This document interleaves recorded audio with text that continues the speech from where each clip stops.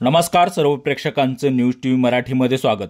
5 वर्षाच्या राजकीय गोंधळानंतर महाराष्ट्रामध्ये विधानसभेची निवडणूक झालेली आहे।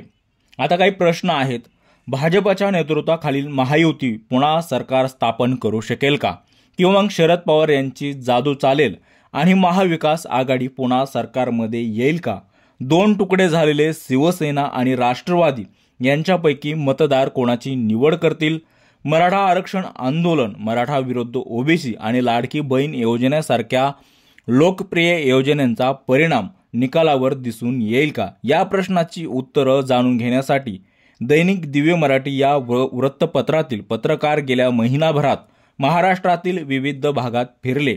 मुंबईपासून कोकणपर्यंत, पश्चिम महाराष्ट्रापासून मराठवाड्यापर्यंत, उत्तर महाराष्ट्रापासून विदर्भाच्या मतदारांशी संवाद साधला।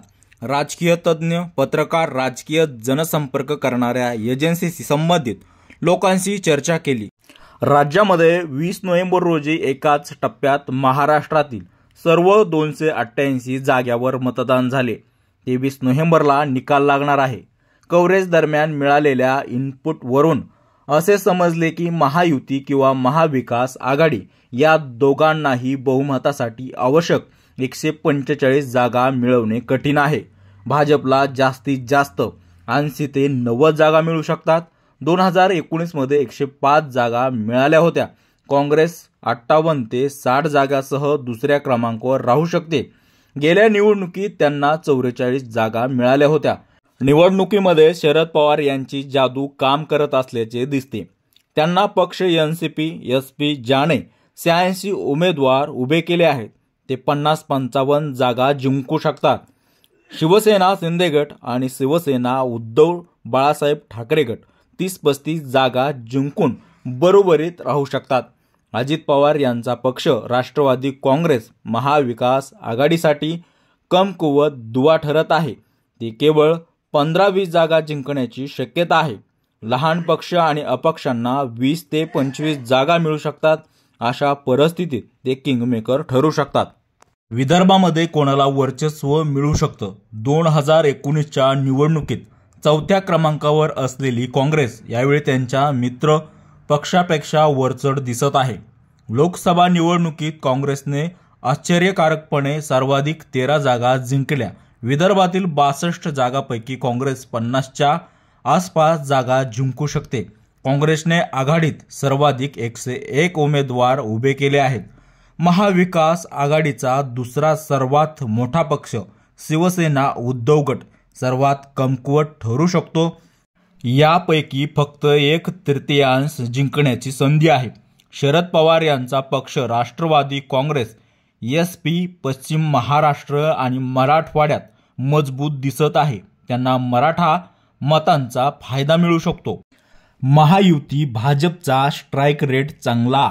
अजित पवार खेळ खराब करू शकतात का? भाजपच्या नेतृत्वाखालील महायुती बहुमताच्या तुलनेत कमी पडू शकते। उत्तर महाराष्ट्र, कोकण आणि मुंबईत भाजप चांगली कामगिरी करू शकतो, मात्र विदर्भात पक्षाचे नुकसान होताना दिसत आहे। गेल्या निवडणुकीत भाजपने येथे 29 जागा जिंकल्या होत्या। युतीतील इतर प्रमुख पक्ष शिवसेना शिंदे गट मुंबई, कोकण आणि मराठवाड्यात मजबूत आहे। पक्षाने 80 जागांवर उमेदवार उभे केले आहेत। महायुती मागे राहण्यासाठी अजित पवारांची राष्ट्रवादी कारणीभूत ठरू शकते। पश्चिम महाराष्ट्र आणि मराठवाड्यातील ग्रामीण भागात पक्ष शरद पवार यांच्यापेक्षा मागे पडल्याचे दिसत आहे। लोकसभा निवडणुकीतही अजित पवारांच्या पक्षाला रायगडचीच जागा जिंकता आली। विधानसभा निवडणुकीत पक्ष 55 जागांवर निवडणूक लढवत आहे। कोणत्याही आघाडीला बहुमत मिळाले नाही तर अपक्ष सरकार स्थापन करतील। राष्ट्रीय स्तरावर इंडिया ब्लॉकमध्ये समाविष्ट असलेला समाजवादी पक्ष महाराष्ट्रात स्वतंत्र निवडणूक लढवत आहे। त्यांना जागा मिळू शकते। राज ठाकरे यांच्या महाराष्ट्र नवनिर्माण सेनेचे 2 ते 4 उमेदवार विजयी होऊ शकतात। बाबासाहेब आंबेडकर यांचे नातू प्रकाश आंबेडकर यांच्या बहुजन विकास आघाडीला 1 जागा मिळू शकते। 2019 मध्ये या पक्षाने 3 जागा जिंकल्या होत्या। गेल्या निवडणुकीत 13 अपक्ष उमेदवार विजयी झाले होते. यावेळी ही संख्या 20 पेक्षा जास्त असू शकते. याचा अर्थ बहुमत न मिळाल्यास दोन्ही आघाडींना सरकार स्थापनेसाठी यांची आवश्यकता असेल. महाराष्ट्रातील राजकीय जाणकार म्हणाले, बटेंगे तो कटेंगे अशा विधानामुळे महायुती अडचणीमध्ये येऊ शकते. लोकसत्ताचे संपादक गिरीश कुबेर म्हणतात, निवडणुकीपूर्वी विरोधी पक्ष आणि सत्ताधारी या दोघांकडे मोठा मुद्दा नव्हता. यूपीचे मुख्यमंत्री योगी आदित्यनाथ यांनी बटेंगे तो काटेंगे हे विधान केले. हे विधान महायुतीसाठी आव्हान ठरले, कारण मित्रपक्ष राष्ट्रवादी अजित पवार आणि शिवसेना शिंदे यांना दलित आणि मुस्लिमांना एकत्र आणायचे होते. योगीच्या वक्तव्यामुळे त्यांचे नुकसान झालेले आहे. लोकसभा निवडणुकीत महायुती आणि महाविकास आघाडीच्या मतांमध्ये फक्त 1% फरक होता. मात्र महाविकास आघाडीने 13 जागा जास्त जिंकल्या होत्या. भाजपसाठी विदर्भ हे सुरक्षित क्षेत्र आहे. 2019 मध्ये भाजपने येथे 29 जागा जिंकल्या होत्या. भाजपलाही असे वाटत आहे की यापेक्षा जास्त जागा मिळू शकत नाहीत. शरद पवार यांचा पश्चिम महाराष्ट्र आणि विदर्भात प्रभाव आहे. उत्तर महाराष्ट्रात निकराची लढत आहे. मराठवाड्यात भाजपची स्थिती बिकट आहे. तिथं शिवसेना शिंदे पक्षाला महायुतीकडून काही जागा मिळू शकतात. मुंबई आणि ठाणे कोकण विभागात सुमारे 75 जागा आहेत. महाविकास आघाडीची सर्वात मोठी आशा इथेच आहे.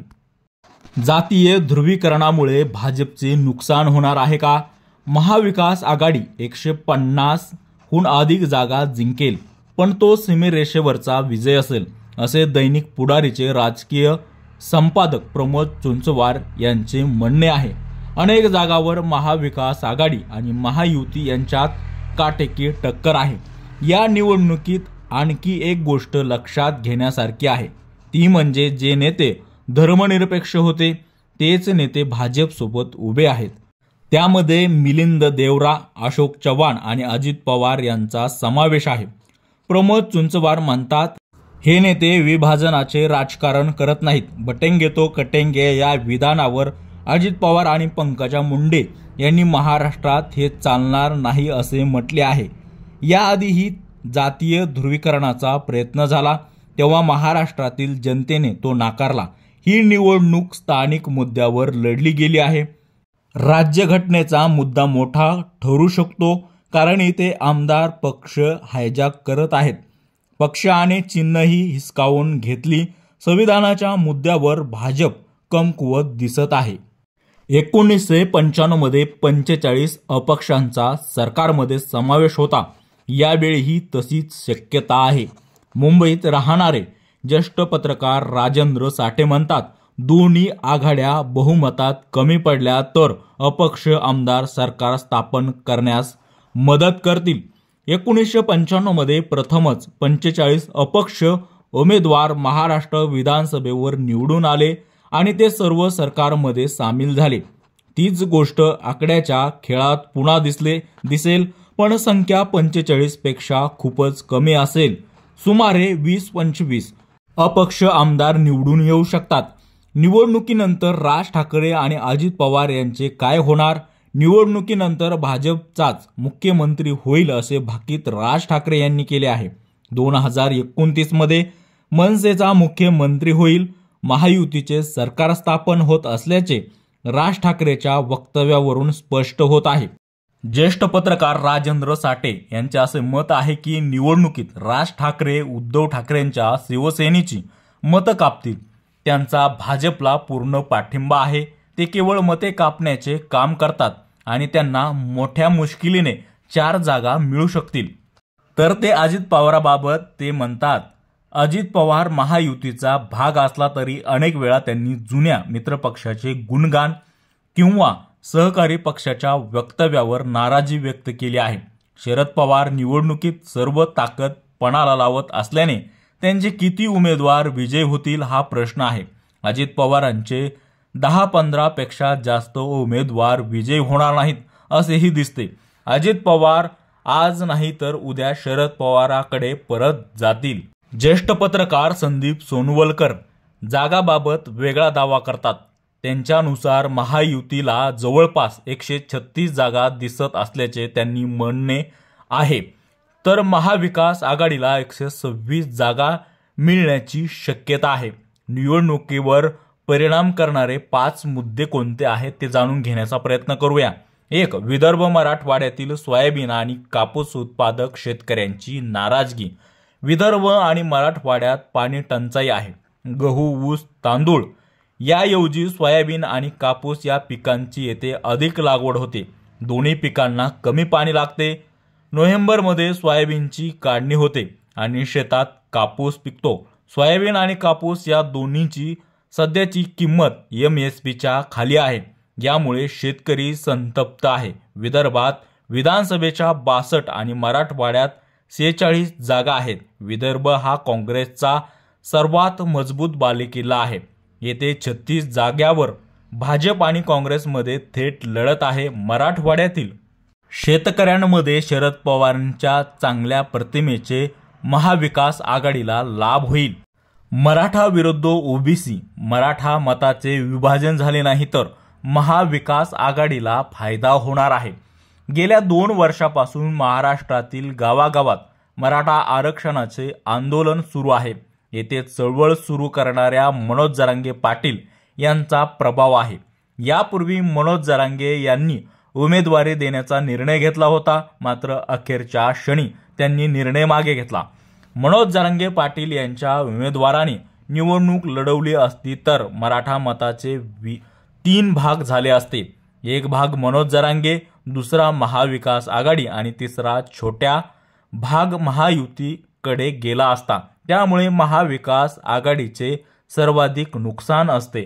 मनोज जरांगे यांनी अखेरच्या क्षणी उमेदवारी मागे घेतल्याने मराठा मताचे विभाजन होणार नाही, असे जाणकारांचे मत आहे. यात शरद पवार आणि काँग्रेसला मोठा वाटा मिळू शकतो. लाडकी बहीण योजना आणि महिला मतदार याबद्दल राजकारणावरती काय परिणाम होणार आहे? लोकसभा निवडणुकीतील पराभवानंतर शिंदे सरकारने महिलांसाठी लाडकी बहीण योजना सुरू केली होती. यामध्ये महिलांना दरमहा 1500 रुपये मिळतात. सरकार स्थापन झाल्यानंतर ती वाढवू 2100 रुपये करण्याचे आश्वासन देण्यात आलेले आहे. मध्य प्रदेशच्या धर्तीवर ही योजना सुरू करण्यात आली. याच योजनेच्या जोरावर तिथे विधानसभा निवडणुकीत भाजपने मोठा विजय मिळवला होता. दुसरीकडे महाविकास आघाडीने आपले सरकार आल्यास महिलांना दरमहा 3000 रुपये मिळतील असे आश्वासन दिले आहे. 4. धारावी पुनर्विकास प्रकल्प. मुंबईतील सर्वात मोठी झोपडपट्टी असलेल्या धारावीच्या पुनर्विकासाचा मुद्दा निवडणुकीपूर्वीच तापला होता. अदानी ग्रुपच्या कंपनीला हा प्रकल्प मिळाला आहे. उद्धव ठाकरे यांनी प्रकल्प रद्द करण्याचे आश्वासन दिलेले आहे. गौतम अदानीच्या निमित्ताने काँग्रेसने भाजपवर आधीच निशाणा साधला आहे. महाविकास आघाडीचे सदस्य असलेले शरद पवार हे गौतम अदानी यांचे मित्र राहिले आहेत. निवडणुकीदरम्यान अजित पवार यांनी एका मुलाखतीत 2019 मध्ये झालेल्या बैठकीचा उल्लेख केला, ज्यामध्ये गौतम अदानी यांच्यासह गृहमंत्री अमित शहा, देवेंद्र फडणवीस, शरद पवार आणि अजित पवार उपस्थित होते. शरद पवार यांनीही ते मान्य केले, मात्र भाजपने मौन बाळगले. एक है तो सेफ है अशा घोषणा देऊन ध्रुवीकरणाचा प्रयत्न केला जातो. याचा परिणाम निवडणुकीवर काय होणार? यूपीचे मुख्यमंत्री योगी यांचा बटेंगे तो काटेंगे या घोषणांनी सुरू झालेला राजकारण PM मोदींच्या एक है तो सेफ है या घोषणेपर्यंत गेले. निवडणुकीपूर्वी भाजपने वर्तमानपत्रात जाहिरातीही दिल्या. राजकीय विश्लेषक प्रा. जयदेव डोळे म्हणतात, निवडणुकीत जातीचा घटक वरचढ होताना दिसत होता. निवडणुकीची रणनीती बदलून भाजपने बटेंगे तो काटेंगे अशा घोषणा देत हिंदूंना एकत्र करण्याचा आणि जातीय समीकरण तोडण्याचा प्रयत्न केला. बटेंगे तो काटेंगे या घोषणेमुळे मुस्लिम मतांमध्ये ध्रुवीकरण झाले. त्याचा फायदा महाविकास आघाडीला झाल्याचेही राजकारणातील जाणकारांचे मत आहे. विधानसभेच्या निवडणुकीनंतर वेगवेगळ्या तज्ज्ञांनी हे मत मांडलेलं आहे। आता राज्यामध्ये कोणाचं सरकार स्थापन होऊ शकतो, उद्या विधानसभेच्या निवडणुकीचा निकाल आहे। राज्यात कोणाचं सरकार स्थापन व्हायला पाहिजे, कोण मुख्यमंत्री व्हायला पाहिजे, आपल्याला काय वाटतंय आणि विधानसभेच्या निवडणुकीच्या निमित्तानं विश्लेषकांनी मांडलेलं हे मत, आपल्याला या मताबद्दल काय वाटतंय आमच्या कमेंट बॉक्समध्ये नक्की कळवा। आमचे असेच नवनवीन व्हिडिओ आणि ताजे अपडेट जाणून घेण्यासाठी न्यूज टीव्ही मराठी या चॅनलला सबस्क्राइब नक्की करा। व्हिडिओ आवडल्यास शेअर लाईक नक्की करा। धन्यवाद।